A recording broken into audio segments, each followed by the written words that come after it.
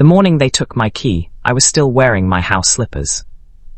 Daniel Mercer stood in the doorway of what used to be his own home, the house he had built with his own hands 32 years ago, the house where his children had taken their first steps on the oak floors he had sanded himself, and watched his daughter-in-law slide the spare key off the hook by the door with 2 fingers, the way you'd remove something unpleasant from a surface. "It's just easier this way," she said, not meeting his eyes. His son Marcus stood behind her. He said nothing.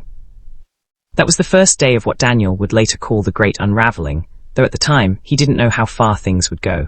He had no idea that in 6 weeks he would be sleeping on a cot in a dusty barn 15 miles outside of town, listening to the wind come through the boards, wondering where the man he used to be had gone.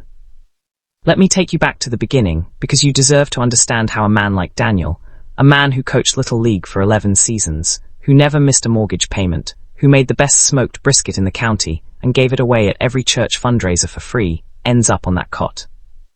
Daniel had retired at 67 after 40 years as a civil engineer. He had built bridges, real ones. He had a pension, a small savings account, and one great flaw: he trusted people too much, especially his family. When his wife Carol passed from a stroke 2 years into his retirement, the house they shared felt cavernous. Every room held her, her reading glasses still on the nightstand, her handwriting on the grocery list magnetized to the fridge, bread, the good kind, not that cardboard stuff. He couldn't touch any of it. Marcus, his youngest, called in November of that first terrible winter. "Dad, just come stay with us for a while. The kids want to see you. Elaine wants you here." He should have noticed that Marcus said Elaine wants you rather than I want you. But grief does something to your powers of observation. It puts gauze over everything. So Daniel sold the house, their house, his and Carol's, for $340,000. He put most of it in savings and moved into the in-law suite in Marcus and Elaine's home in Denton. A good room, its own bathroom, a little sitting area, a window that looked out over the backyard where his grandchildren played. For about 4 months, it was almost beautiful. Elaine Mercer was not a cruel woman, exactly. Daniel would spend a long time thinking about this later and always arrive at the same careful conclusion. She was not cruel. She was ambitious, and she was frightened, and she had married a man who had never entirely stopped being his father's son, and that had always bothered her in ways she could not fully articulate. She was also, Daniel would slowly realize, deeply concerned with appearances. The first sign was the dining table. He had always been an early riser, 5:30, eggs and coffee, a habit 40 years in the making. He would have breakfast alone, quietly, before the house woke up. One morning in the 4th month, Elaine came downstairs in her robe and stopped when she saw him. "Oh," she said, "I was thinking maybe you could eat in your room in the mornings. It's just the kids have a routine, and it gets a little crowded in here." Daniel looked around the empty kitchen. He looked at the large kitchen island with its 6 stools. "Of course," he said. He ate in his room after that. Then it was the living room. Could he maybe use it less in the evenings? Marcus's colleagues sometimes came over, and it was just Elaine didn't finish the sentence, but she didn't need to. Daniel began spending his evenings in his suite, watching the small television he'd brought from Carol's house, the volume low so he wouldn't disturb anyone. Then it was the grandchildren. Lily, who was 8, had gotten into the habit of coming to his room after school to show him drawings and tell him about her day. Daniel lived for those 30 minutes. He kept a tin of the butter cookies she liked in his desk drawer. One afternoon, he overheard Elaine in the hallway. "Lily, Grandpa needs his rest. Don't bother him." "But he told me to come." "Grandpa says a lot of things, sweetheart. Come help me set the table." He sat on the edge of his bed and looked at the tin of butter cookies and felt something in his chest that was not quite sadness and not quite anger, but existed in the dark country between them. By month 6, Daniel had developed a practice he was not proud of. He counted his steps. Not for exercise. He counted how many steps he took outside his room each day because he had noticed, and tried to ignore, then tried to accept, then tried to understand that the fewer steps he took, the smoother things went. If he stayed in his room until 9, there were no sighs. If he came down only for lunch, quickly, Elaine's shoulders stayed relaxed. If he was in bed by 8, Marcus seemed lighter at dinner. He had become a ghost in increments. And the terrible thing, the thing that would haunt him, was that he had cooperated. Because he did not want to be a burden. Because Carol would have said, "Daniel, you're too proud, just be flexible." Because he loved his son and told himself this was temporary, that things would loosen, that families found their rhythms. He was 69 years old, and he was tiptoeing through a house he had once been invited to fill. The unraveling happened over a long weekend in March. Marcus had taken the family to his in-laws in Fort Worth, Elaine's parents, for their anniversary. Daniel had not been invited. This was not acknowledged as a problem. It was simply not mentioned, which was somehow worse. He had the house to himself for 3 days, and something happened to him in that silence. He cooked a real meal. He ate at the dining table. He watched a baseball game in the living room with the volume at a normal human level. He sat on the back porch in the morning with his coffee and listened to the birds and felt, for the first time in months, like himself. When they came back Sunday night, he was still on the porch. Elaine stepped outside to get the mail and found him there. "You're still up," she said. It was 7:45. "Beautiful evening," he said. She said nothing, went inside. He heard her talking to Marcus in the kitchen, their voices low. He couldn't make out words, only tone, the tone of a decision being made. 3 days later, Marcus knocked on his door. He sat on the edge of Daniel's chair, not his bed, the chair, to signal this was not going to be long, and said that he and Elaine had been talking, and they thought it might be time to think about next steps. "Next steps," Daniel repeated. "You know, something more structured, that might have activities and, you know, people your age, where you'd have more independence. A nursing home. An assisted living community. Dad, it's different." "I don't need assistance, Marcus. I built a bridge last week, metaphorically." Marcus didn't laugh. He had a folder on his lap. He opened it.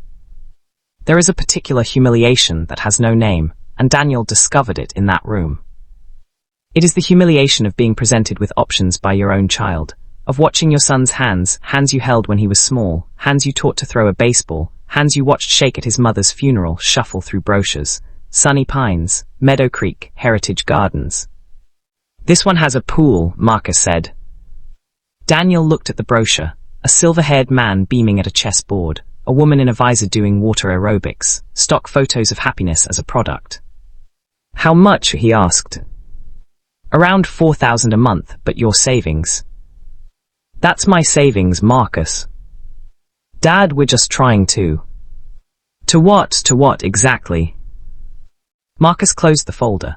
For just a moment, something moved across his face that looked like shame. And Daniel understood, truly understood in his bones, that his son was not a bad man. He was a weak man, which is different, and he had married a woman who was stronger than he was, and he had been gradually shaped by her fears and her needs and her quietly relentless vision of how their life should look. And in that vision, there was no room for a grieving old man eating toast in a kitchen that wasn't his. Daniel said he needed time to think.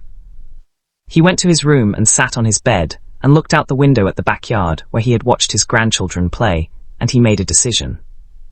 He would not go to Sunny Pines. He would not eat $4,000 a month of his savings to live in a photo from a brochure. But he also could not stay. He called his old friend Ray Hutchinson that same evening. Ray was 72, a widower, lived on a property outside of town that had belonged to his family for 3 generations. Cattle land mostly, a farmhouse, a pond, and a large barn that hadn't held animals in 15 years. "Ray," Daniel said, "I need a favor." "Name it." "I need somewhere to stay, just for a little while, until I figure things out." There was a pause. "You leaving Marcus's?" "Yes." Another pause. "You want the barn?" "If it's available." "Daniel, it's a barn."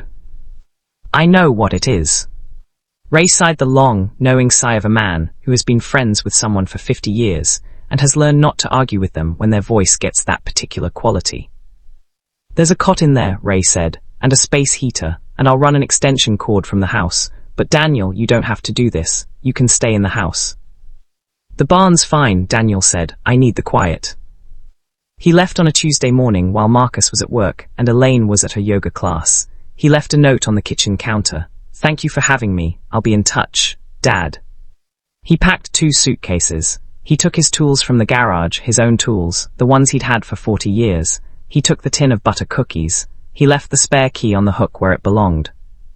He drove out to Ray's land as the sun came up over the flat Texas horizon and turned everything gold and pink. And he will tell you now that it was one of the most beautiful mornings he has ever seen, and he does not entirely understand why. The barn smelled of old hay and dust and something animal and ancient. The cot had a wool blanket. There was a window with a broken latch that let in cold air. The space heater groaned when it kicked on. Daniel Mercer sat on that cot, 69 years old, 2 suitcases at his feet, and he thought, so this is where it went. All of it, the bridges he built, the years he worked, the house he raised his children in, the life he and Carol had made with their hands. And then he thought something else, something that surprised him, but I'm still here. He stayed in that barn for 6 weeks. Ray brought coffee every morning, knocked on the barn door at 6 sharp. They drank it sitting on upturned buckets and barely talked. It was the most honest companionship Daniel had felt in 2 years. He fixed the barn roof, he fixed Ray's truck, he rebuilt a fence line along the east pasture. He slept deeply for the first time in months and woke with purpose each morning. He also made some phone calls, to a real estate attorney, to his financial advisor, to his older daughter, Patricia, who lived in Colorado and who, when he told her the full story, said things about Marcus that Daniel asked her not to repeat. "Dad," she said, "come here, come to Colorado." "I'm not running to my daughter's house," he said. "Why not? I have a guest room, I have a yard, I have absolutely no desire to put you in a barn." He laughed. It was the first real laugh in a long time, rough and unexpected, and it embarrassed him slightly. "Give me a few weeks," he said. What Daniel did in those weeks will not surprise you, because it is exactly what a man like him would do. He found a small rental house in Denton, 2 bedrooms, a real kitchen, a backyard with a live oak. He signed a 12-month lease. He moved in on a Saturday with Ray's truck and 2 suitcases and his tools. He put Carol's grocery list on his own refrigerator, bread, the good kind, not that cardboard stuff, where he could see it every morning. He sent Marcus a text that said, "I have a place, I'm well, the grandkids can visit whenever you want." Marcus replied 2 days later, "Dad, I'm sorry." Daniel looked at those 3 words for a long time. He thought about what they meant and what they didn't mean and what they couldn't fix. He replied, "I know, son," and left it there because some distances cannot be closed by an apology alone, but can only be crossed slowly, over time, with actions, and he was willing to wait and see if Marcus was willing to walk. There are things Daniel will tell you now, if you ask. He will tell you that humiliation is not the worst thing that can happen to a person. The worst thing is losing yourself trying to avoid it. He spent 6 months making himself smaller in a house where he was not wanted, and he will tell you that the barn, the cold, dusty, unromantic barn, gave him back more than the in-law suite ever had, because in the barn nobody needed him to be invisible. He will tell you that his son is not a villain. Villains are easier. His son is a man still in the process of becoming, and Daniel chooses to believe that part of that becoming will involve learning what his father means to him before it is too late to act on it. He will tell you that Carol would have handled all of this better than he did, and faster, and with considerably more clearly expressed opinions about Elaine. And he will tell you, sitting in his own kitchen now, coffee in hand, the morning light coming through the window the way light does in a place that belongs to you, that the hardest thing is not being cast out. The hardest thing is the moment you realize you walked out the door yourself, one small step at a time, over months, without anyone ever having to push. And the best thing, the thing that kept him going through the cold nights in that barn, when the heater groaned and the wind came through the boards, was knowing that he could also walk back. Not to Marcus's house. Back to himself. That walk, at least, was entirely his own. Daniel Mercer is 69 years old. He coaches Little League again on Tuesday evenings. He makes smoked brisket every 3rd Saturday and brings it to whoever needs it. He has a key to his own front door, and there is no one in the world who can take it from him.